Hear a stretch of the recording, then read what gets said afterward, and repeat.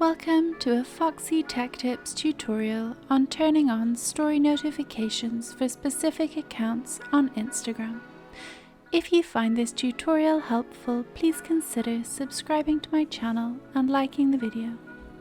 Open up the Instagram app and tap on your user icon from the bottom right corner of the homepage to get to your profile page. Tap on Following from the top right of your profile page. Find the account that you would like to turn story notifications on for. You can find them in the list or you can search for them in the search bar at the top.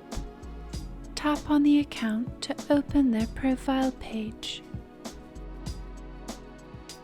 Tap where it says Following and then tap on Notifications from the menu that appears. In Notifications, turn the toggle on after Stories. It will turn blue when it is switched on. You will now receive notifications when that account posts a story. And that draws an end to this tutorial. Please like the video if you found it helpful and subscribe to Foxy Tech Tips for more Instagram tips and tricks.